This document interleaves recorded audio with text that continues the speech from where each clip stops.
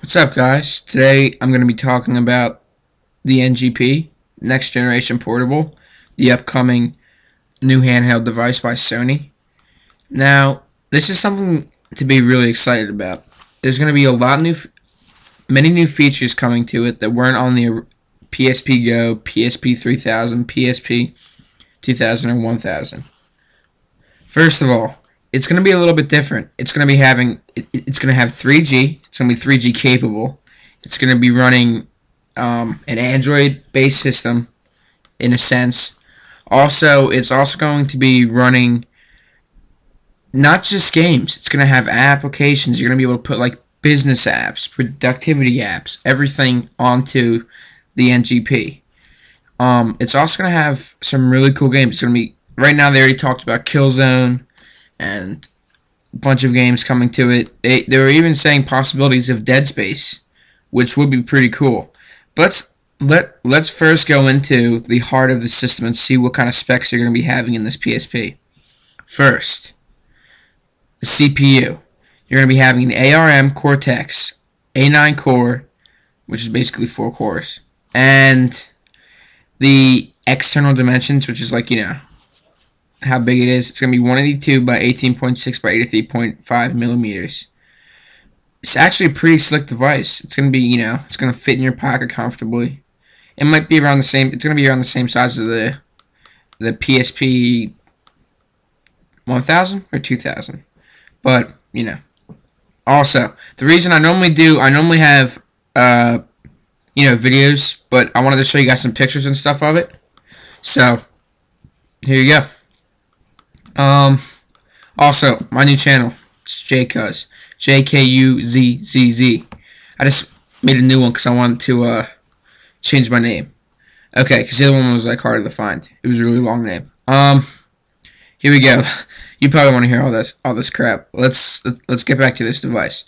We have, it's 5 inches, it's 16.9 aspect ratio, and the screen is multi-touch, and it's also capacitive.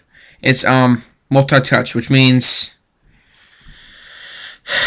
basically that's a big addition because the old PSPs weren't multi-touch. They didn't have a touch screen. It also has a multi-touch pad, which is going to be on the rear, and it also has front and rear cameras, built-in stereo speakers, built-in microphone.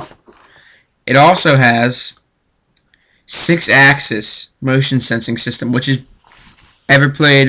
If you're familiar with the PlayStation, you know that the PlayStation controllers have 6-axis capability in them, and like you can move the controller for some games that support it, and you can like control your guy instead of like using controls. And it also has a 3-axis electronic compass, built-in GPS, Wi-Fi location, service support. Oh, and also, it also is 3G capable, as I already said that in the beginning. That's something to be excited about, because you'll be able to use it on the go, You won't have to be using, you'll be able to use it whenever, but you'll be able to get into the internet and stuff wherever if you want to support it with 3G.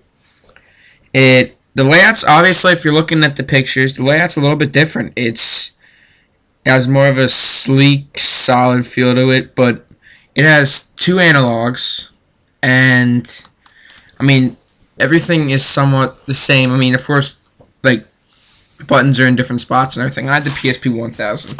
That was the first one. So, and what else do we got here? Oh, also, it's going to be supporting Bluetooth and everything.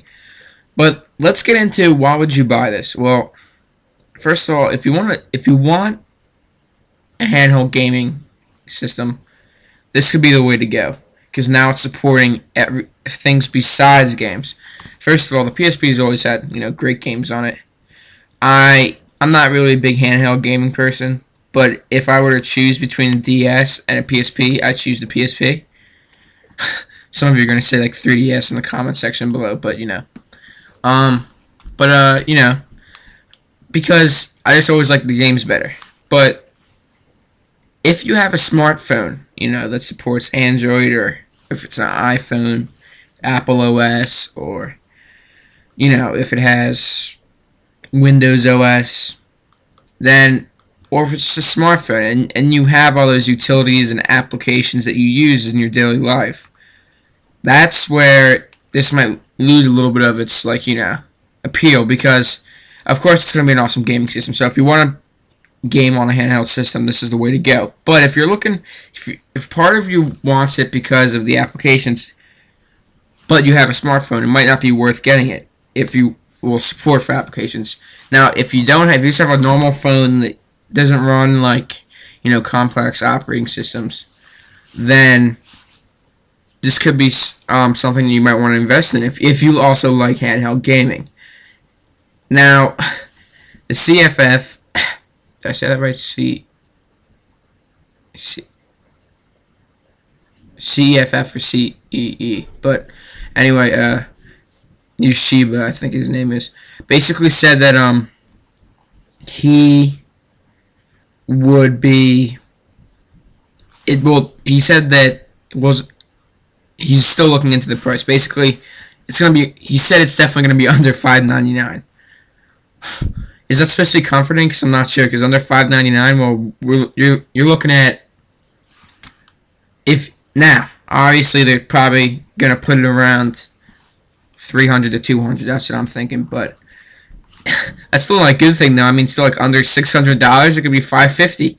Who wants to pay $550 for a gaming device? Most people don't. But you know, I mean, if you're into it, then yeah, it's definitely worth it. But also,